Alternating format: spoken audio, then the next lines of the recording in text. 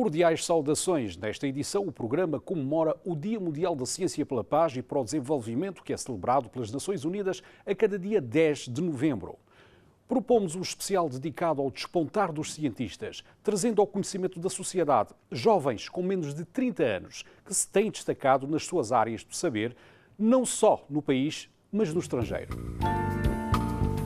A comemoração do Dia Mundial da Ciência pela Paz e para o Desenvolvimento assenta-se na necessidade de recentrar o papel da ciência e dos cientistas na criação de sociedades mais integradas e sustentáveis, tendo em conta que a inscrição da ciência no centro da dinâmica da sociedade é algo que hoje exige a intervenção dos cidadãos, não só pelos desafios imediatos, mas também devido à preocupação da necessidade de alcançar patamares mais crescentes de desenvolvimento. Essa preocupação, aliada à vontade de fazer com que a ciência seja apropriada por cada vez um maior número de pessoas, tem feito crescer por todo o mundo revistas, programas de televisão, feiras e casas da ciência, visando o despertar da vocação científica nos jovens. Todos esses instrumentos visam sensibilizar e mobilizar a juventude para a causa da ciência. A apropriação da ciência por parte de todos e uma ampla divulgação das informações sobre os ganhos conseguidos em prol da humanidade constitui a razão de ser da celebração deste dia, que foi criado com o intuito de se construir pontes entre a ciência e a sociedade.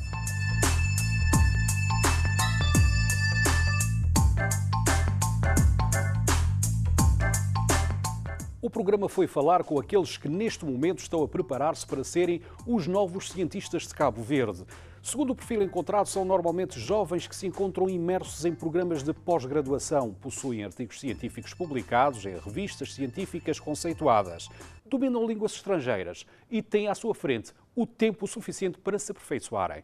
Eles são as sementes do futuro científico de Cabo Verde, apesar de nem sempre os trabalhos terem grande visibilidade ou divulgação. Chamo-me Alírio Boaventura. Antes de mais, gostaria de agradecer o convite para aqui estar hoje e para partilhar um pouco daquilo que é o trabalho que tenho feito na minha tese de doutoramento.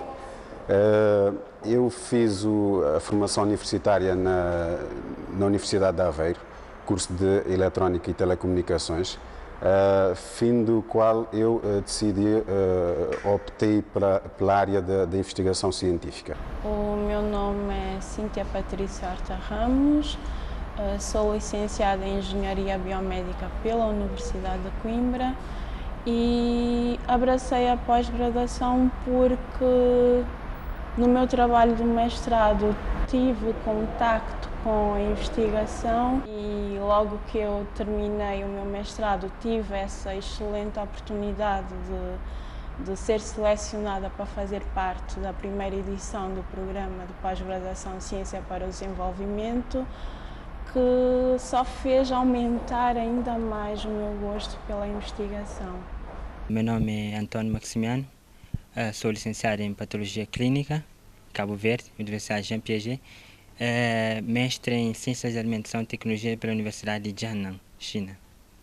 Meu nome é Elizabeth Veiga, fiz licenciatura em Biologia pela Universidade de Évora e seguidamente fiz o mestrado em Bioquímica também pela mesma universidade. Eu fiz licenciatura em Biologia na Universidade de Cabo Verde, depois eu fiz mestrado em Ensino de Biologia nos Estados Unidos. Eu abracei a pós-graduação devido à necessidade e sede que eu senti de aprender mais. De acordo com os meus planos, eu pretendo mais tarde vir a ser professor e investigador e depois de concluir a licenciatura eu achei que era insuficiente para os planos que eu tinha para o futuro e eu abracei logo de seguida, depois de 2 anos de experiência profissional, abracei a pós-graduação. Falamos primeiramente com o multipremiado Alírio Boaventura, engenheiro em Eletrónica e Telecomunicações, que foi um dos primeiros africanos a conseguir o Graduate Fellowship, um prémio atribuído pela secção de micro-ondas do Institute of Electrical and Electronic Engineers,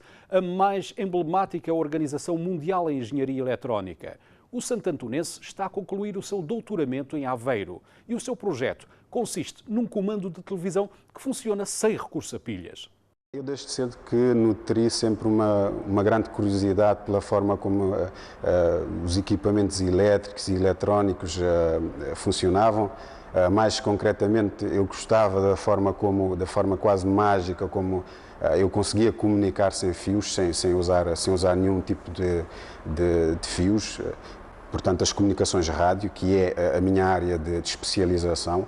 Ou seja, nós nessa temática tentamos usar sinais de rádio semelhantes àqueles que nós usamos para comunicar, por exemplo, ao telemóvel, não para transmitir informação, mas sim para transmitir energia ou eletricidade, se assim quiser. Eu diria que também, mais cedo ou mais tarde, acabará por chegar. Obviamente que ainda é uma tecnologia que está numa fase muito inicial, está numa fase de maturação, digamos assim, e como todas as tecnologias, acaba sempre por atingir certas sociedades, certas realidades de forma mais rápida do que outras, e inclusivamente hoje já há muitas aplicações desse conceito da transmissão de energia sem fios. Podemos pensar, por exemplo, num smartphone que já possui essa capacidade de se carregar, de carregar a bateria sem usar um cabo, sem estar com aquele, digamos, encargo de estar a ligar o cabo à rede. Nessa tecnologia da transmissão de energia sem fios, normalmente usa-se um sinal que é basicamente um seno ou um cosseno de amplitude constante para transmitir energia. E nós o que fomos fazer nesse trabalho, que foi publicado numa conferência, foi estudar sinais alternativos, que não uma sinusoide de amplitude constante, digamos assim. Fomos estudar outras formas de sinais mais complexos que me permitiram aumentar a eficiência com que eu faço a transmissão de energia de um ponto para o outro. Isso é importante, como em tudo, eu quero sempre ter a máxima eficiência. E na transmissão de energia sem fios, eu quero que o máximo de energia que eu estou a injetar no transmissor seja recebido no receptor. E usando essas formas de onda alternativas, nós conseguimos realmente aumentar essa eficiência de energia, de transferência de energia. Um terceiro trabalho é uma extensão desse trabalho que eu acabei de referir, e esse trabalho foi, em 2011, foi reconhecido pela ANACOM, que é a Autoridade das Telecomunicações, das Comunicações cá em Portugal. Foi reconhecido como o melhor trabalho apresentado na conferência, que é uma conferência feita anualmente, e esse trabalho foi distinguido como sendo o melhor trabalho apresentado a concurso. Falamos com uma outra jovem que se tem destacado na sua área, que poderá vir a ser uma cientista de referência. Conversamos com a engenheira biomédica Cíntia Ramos, que iniciou recentemente o seu doutoramento no Instituto Gulbenkian da Ciência, após concluir a primeira fase do programa de pós-graduação Ciência para o Desenvolvimento em Cabo Verde. Entrei no curso de Engenharia Biomédica um bocadinho assim por acaso. E costumo muitas vezes brincar que eu fiz o curso certo pelos motivos errados. Motivos errados porque eu queria fazer medicina e infelizmente no ano em que eu integrei não deram vaga para a medicina. Eu tinha ganho uma bolsa na altura e tinha essa decisão nas mãos, ou perder a bolsa ou escolher um outro curso. Acabei escolhendo Engenharia Biomédica por causa da palavra biomédica, que muito pouco espelha o que é mesmo o curso, porque é uma engenharia pura e dura mesmo. Temos eletrónica, programação, um bocadinho também de fisiologia, anatomia, mas é uma engenharia. E os primeiros anos do curso foram muito duros, porque eu não estava preparada, não era isso bem o que eu queria. Mas hoje, olhando para trás, eu vejo que o curso, de certa forma, me deu uma bagagem e uma capacidade que eu acho que é fundamental para o que eu quero fazer hoje. Porque, embora agora a minha investigação esteja mais relacionada com a biologia básica, que é uma coisa que sempre quis fazer, ou seja, estou-me reencontrando com a parte de biologia básica, de certa forma, eu sinto que quando vou a uma conferência de outro tema, eu consigo entender, porque eu sei um bocadinho de física, sei um bocadinho de matemática, sei um bocadinho de programação. Então, eu costumo brincar que o engenheiro biomédico sabe um pouquinho de de cada coisa e muito de nada, basicamente. Mas em concreto, do que é que se trata a engenharia biomédica? O curso visa basicamente desenvolver tecnologias para a saúde e o mestrado tem 4 áreas: a instrumentação, a área que eu escolhi, que é a imagem e radiação, que é mais aplicada à imagiologia médica, raio-x, taques, ressonância magnética, que é um bocado auxiliar os médicos, as técnicas que auxiliam os médicos no diagnóstico.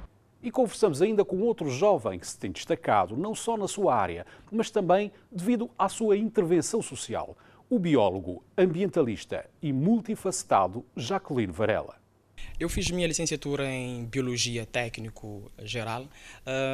Depois, nos últimos anos, eu ganhei um especial interesse pela biologia marinha, que é uma área muito importante para Cabo Verde, tendo em conta que o mar é um dos nossos principais fontes de recursos.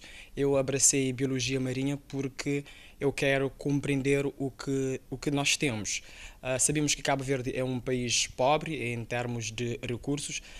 Precisamos gerar conhecimentos para podermos compreender o que temos, o que não temos, para podermos tirar melhor proveito de forma durável e sustentável dos poucos recursos que nós temos. É isso mesmo que eu quero fazer. Eu quero vir a ser um investigador no campo de biologia marinha, justamente para aumentar o nosso conhecimento sobre o nosso mar.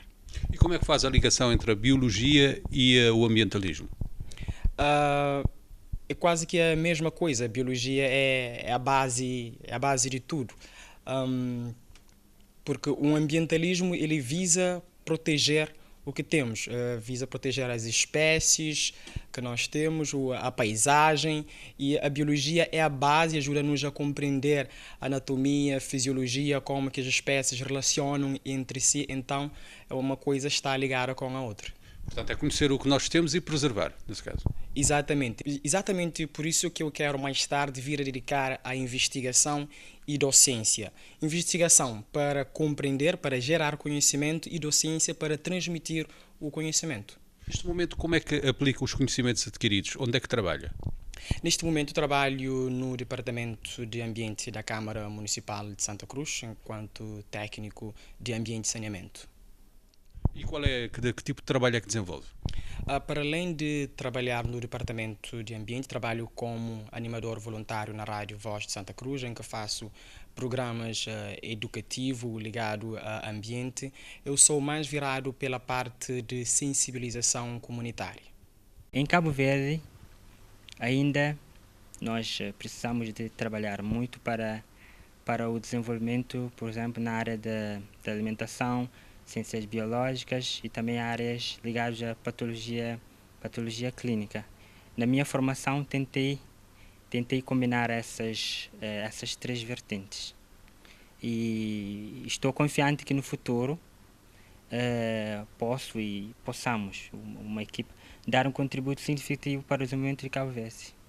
Artigos científicos também atualmente tenho estado a cooperar com estudantes tanto na China, países como Bangladesh, Madagascar, Sudão e também outros países da África, para que possamos desenvolver um ritmo mais acelerado, porque acredito que a ciência é um trabalho de equipa, não podemos desenvolver sozinho. Quanto mais pessoas temos num grupo de investigação, há mais probabilidade de acerto. Por isso que os chineses avançam rapidamente, porque são muitos e tentam a qualquer custo atingir o objetivo. Em 2012 houve um surto em Lisboa, em Portugal, um surto de norovírus, um surto de gastroenterites. Então tivemos a pesquisar e vimos que circulava uma nova variante de norovírus, que é o Sydney 2012. Encontramos, o nosso grupo foi o primeiro a detectar aquela variante em Portugal. E até saiu publicações nessa área. Eu atualmente faço parte de um grupo que é um grupo que pertence ao Instituto Gulbenkian da Ciência. O nosso grupo estuda instabilidade cromossómica que é basicamente tentar perceber quando as células se dividem, como é que é repartida de forma igual o material genético entre as duas células filhas, e porque sabe-se que durante a tumorogênese, ou seja, nos tumores, no cancro, uma das coisas que se observa muito é que as células não conseguem fazer essa divisão de forma correta, daí a importância do estudo. E o nosso grupo é pequeno, somos 6 pessoas e eu sou a mais recente aquisição do grupo. Em termos de grupo, eu já trabalhei com um grupo em Santa Cruz, que é a Associação Ambiental Careta Careta de Proteção e Conservação de Tartarugas Marinhas. Em 2012, essa organização foi criada e eu colaborei dando treinamento aos membros dessa organização.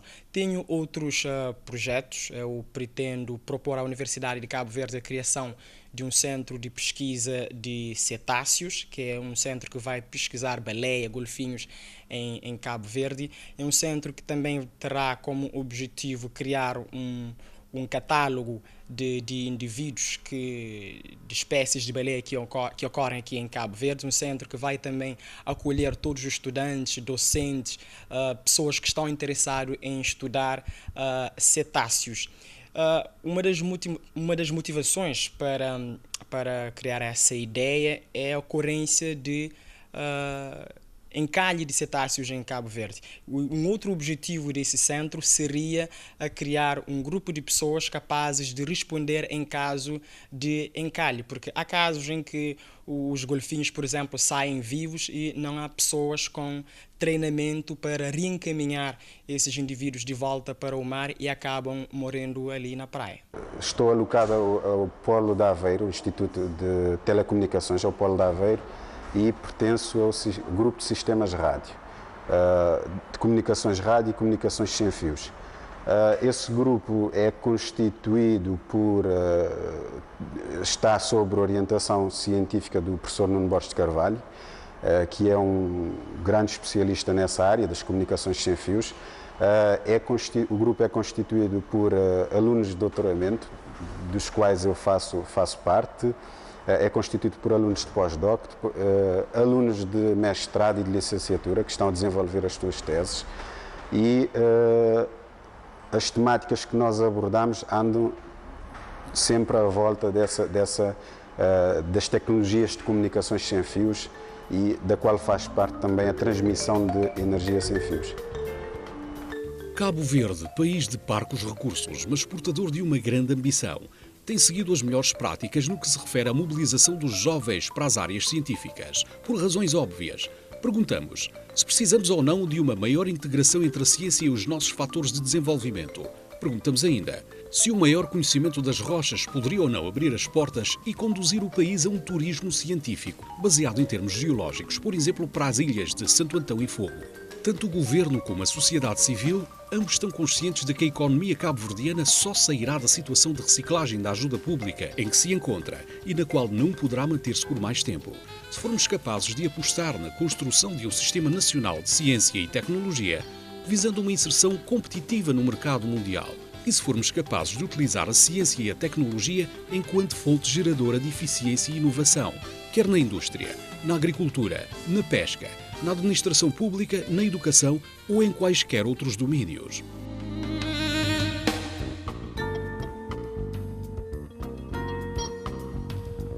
Nós em Cabo Verde, se pensarmos digamos assim, o único recurso natural que temos é mesmo o homem, é mesmo a massa crítica, criativa e pensante, e nesse caso eu acho que Cabo Verde está a saber tirar partido disso, porque se você me perguntar que Cabo Verde possa fazer a diferença, por exemplo, em áreas de tecnologias como semicondutores ou como desenvolvimento de equipamento eletrónico, eu aí diria que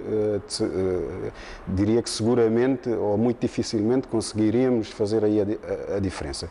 Mas se formos pensar, por exemplo, como é essa estratégia que tem seguido por Cabo Verde, e ir buscar tecnologia que já existe e daí tentar tirar partido dessa tecnologia e criar serviços e criar um modelo neste caso o modelo de governação eletrónica, aí sim podemos fazer toda a diferença, e não é à toa que esse modelo de Cabo Verde tem sido referenciado por organismos externos como sendo realmente um modelo de sucesso e um modelo a seguir no contexto africano. Inclusivamente já se começa a pensar, pelo que eu sei, pela informação que sei, de exportar esse serviço e também exportar conhecimento, e realmente é uma aposta acertada. Em que medida é que essa sua formação poderá ser útil para o desenvolvimento de Cabo Verde? Eu uma vez fiz essa pergunta a um dirigente, porque eu nos últimos anos do meu curso a minha questão era vou terminar e muito provavelmente não vou poder trabalhar em Cabo Verde com o curso que eu fiz. E na altura ele respondeu-me, olha, nós estamos a formar cabo-verdianos para o mundo, não tanto para Cabo Verde. Pode ser que hoje não se aplique à realidade do nosso país, mas futuramente poderá vir a se aplicar. E eu acho que nesse aspecto ele foi um pouco que teve uma visão um bocado mais no futuro. E surpresa minha, quando eu estive em Cabo Verde durante esses 8 meses, abriu o primeiro hospital de imagem em Cabo Verde e eu basicamente vi um sonho ser concretizado. Então acho que é um bocadinho não pensar só no hoje e no agora, mas um bocadinho mais à frente. De acordo com a minha experiência académica, quanto mais degrau eu subo, eu quero subir mais. Logo depois de concluir o meu ensino secundário, eu sabia claramente que eu queria fazer uma licenciatura. E quando eu fiz a minha licenciatura, eu senti que eu tinha necessidade de fazer uma pós-graduação, e neste momento já fiz o meu mestrado e almejo fazer doutoramento. O que é que acha da ideia de se criar em Cabo Verde uma publicação periódica na área da ciência e tecnologia com um peer review, um controle de pares indexado internacionalmente? Acho muito bom, porque quando nós fazemos experiências temos de transmitir à comunidade científica. Nesse caso, a criação de uma revista seria uma ótima ideia. Num primeiro momento seria muito bom, porque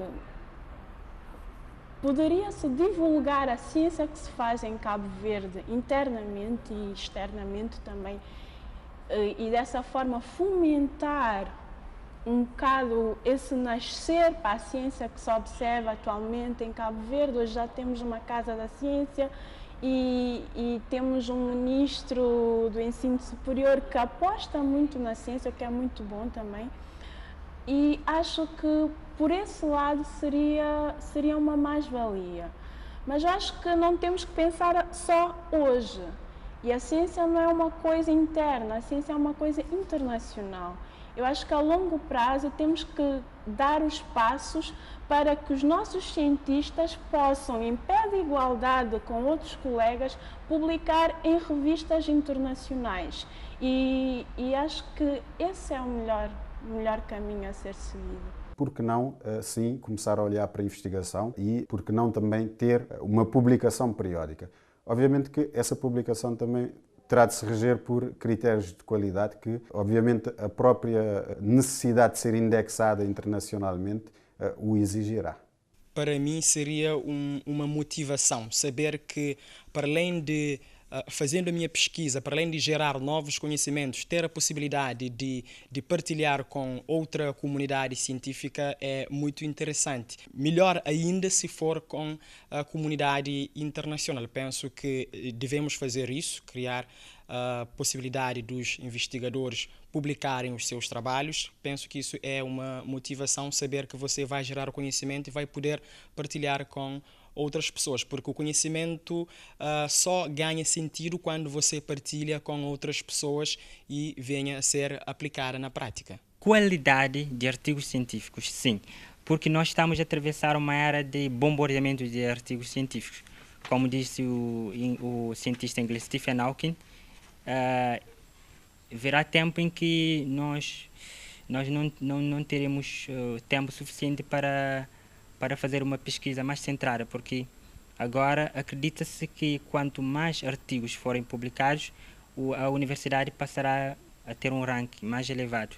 Mas eu acredito na qualidade mais do que a quantidade. Se no mundo de hoje, onde há superabundância de informação, considera então que o fator quantidade pode provocar uma dispersão em vez de concentração no artigo? E desorientação dos cientistas, porque nós deparamos com casos de artigos científicos publicados em revistas internacionais.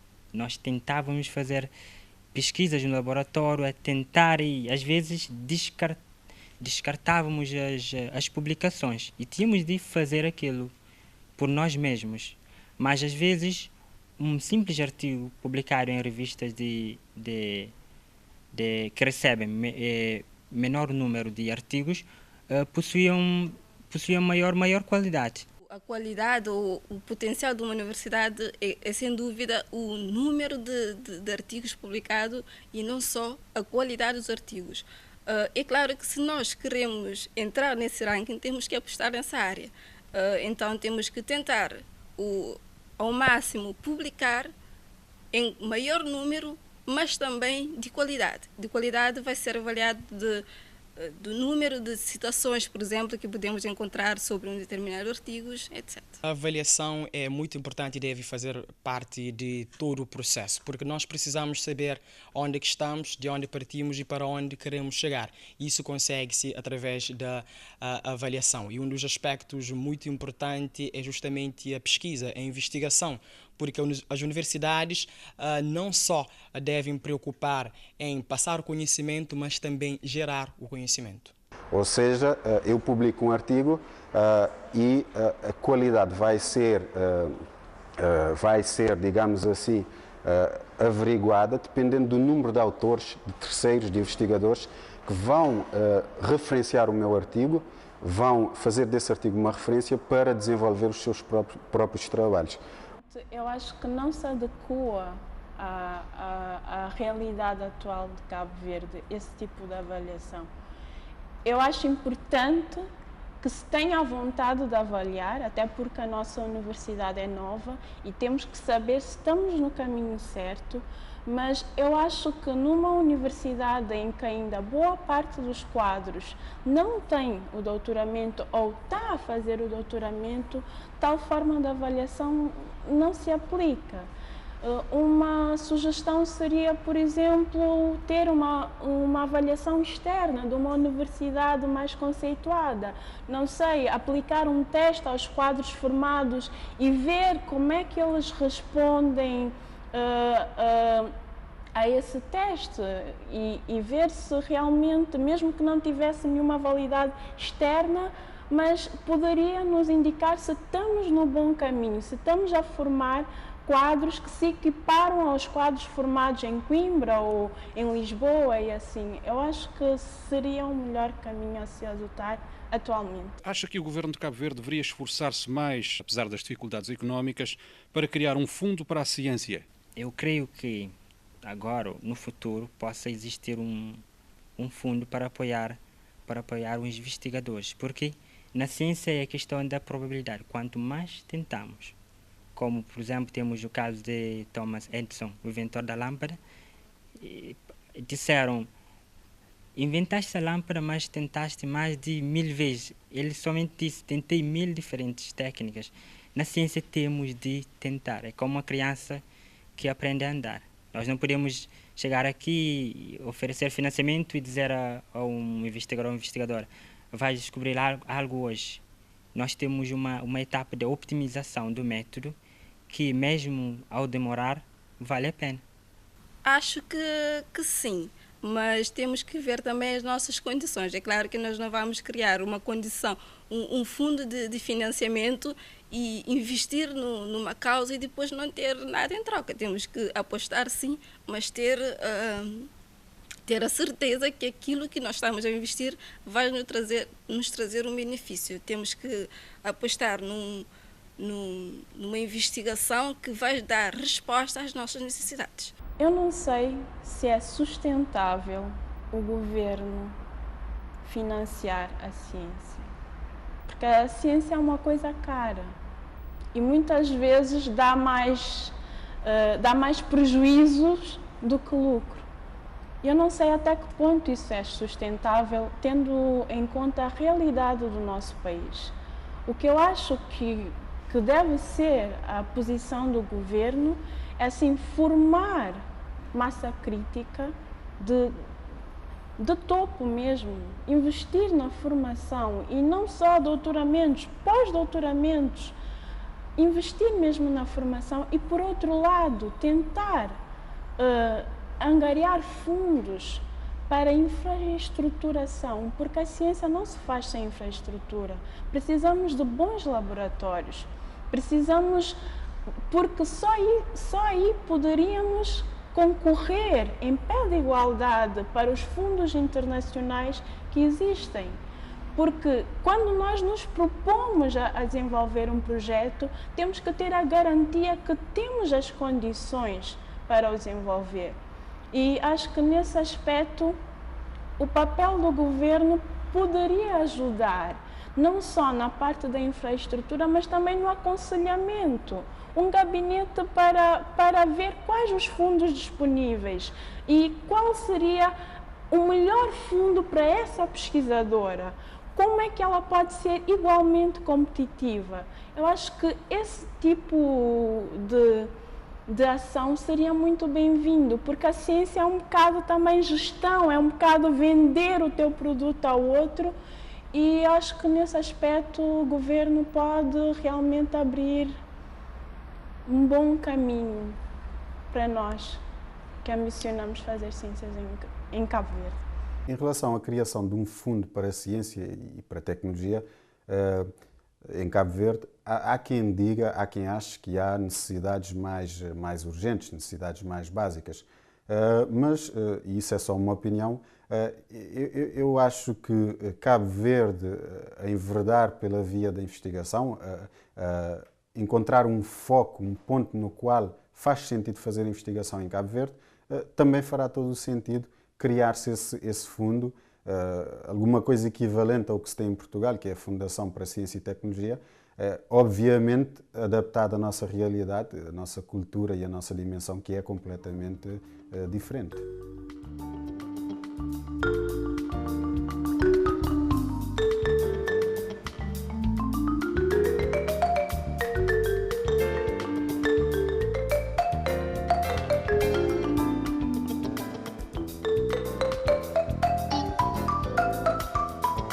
Para mim, a ciência é universal. Eu não creio que existem pessoas com capacidades genéticas. Nós aqui em Cabo Verde dizemos os asiáticos são mais inteligentes. Não acredito. Os asiáticos tentam mais. Só para dar exemplo, o Japão desenvolveu graças aos Estados Unidos. Estados Unidos e Inglaterra, França até chegar a Mesopotâmia e Egito Antigo. Nós temos de tentar, porque segundo o teórico Jean Piaget disse, nós nascemos com estruturas inactas que nos permitem obter o conhecimento. Quer dizer que todo mundo praticamente, não existe diferença significativa entre pessoas. E o próprio Albert Einstein disse isso. Então a ciência está ao alcance de qualquer um? De qualquer um. Basta ter o interesse. Hoje fizemos uma edição especial para comemorar o Dia da Ciência pela Paz e para o Desenvolvimento. E aproveitamos para conhecer também alguns jovens rostos da ciência cabo-verdiana. Retomaremos na próxima edição a série de programas da Interuniversidade de Verão 2014, Os Caminhos do Conhecimento do Mar, com um novo tema. Era tudo por hoje. Gratos pela atenção dispensada. Até ao próximo programa. Fique bem.